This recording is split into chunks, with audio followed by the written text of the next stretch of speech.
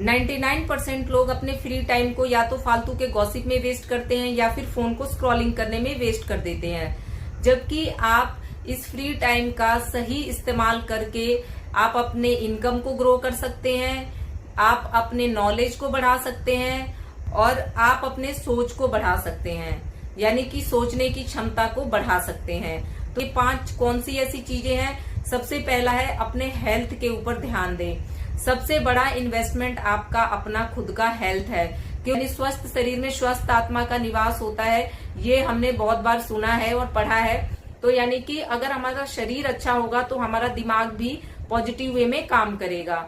Second, आप financial education के बारे में पढ़ें, यानी कि फाइनेंशियल एजुकेशन का मतलब है कि जो भी पैसा हम कमा रहे हैं उसका सही तरीके से इस्तेमाल कैसे किया जाए, यानी कि उसमें से कितने % पैसे को बचाना चाहिए, कितना पैसा हमें खर्च करना चाहिए। थर्ड, आप SIP, म्यूचुअल फंड, ETF या लॉन्ग टर्म इन्वेस्टमेंट के बारे में सोच सकते हैं, क्योंकि आपके पास जो भी पैसा है उसी पैसे को किस तरीके से आगे ग्रो करना है वो भी सीखना पड़ेगा। क्योंकि अगर पैसा हम चाहे जितना भी कमाएं, चाहे वो 10 लाख कमाएं, चाहे वो हम 15,000 कमाएं, पर उसी पैसे में जो हम पैसा कमाते हैं उसके हिसाब से हमारे खर्चे भी होते हैं।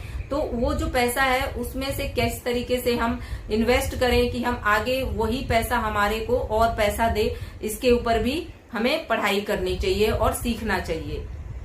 आज के समय में ये सारी चीजें हमें फ्री ऑफ कॉस्ट सीखने को मिलती हैं, चाहे वो यूट्यूब हो या गूगल हो, जेमिनाई हो या कहीं भी।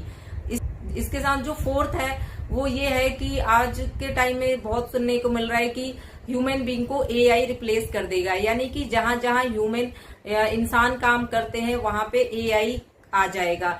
बट AI से भी काम कराने के लिए हमें प्रॉम्प्ट देने पड़ते हैं, AI से भी काम कराने के लिए इंसानों की जरूरत पड़ती है।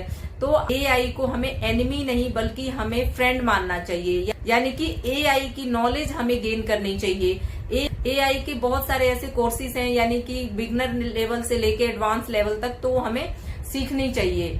फिफ्थ है, आप कोई सी भी बुक्स उठाकर पढ़ सकते हैं, या तो वो कोई मोटिवेशनल बुक हो या फिर वो कोई कोर्स की बुक हो या फिर कोई सिलेबस की बुक हो।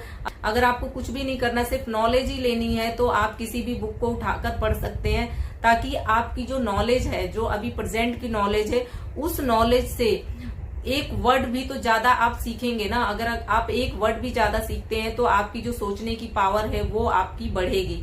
तो फालतू की चीजों में आपका जो दिमाग है वो लगेगा और खराब होगा। उससे अच्छा है कि आप एक नई चीज सीखें।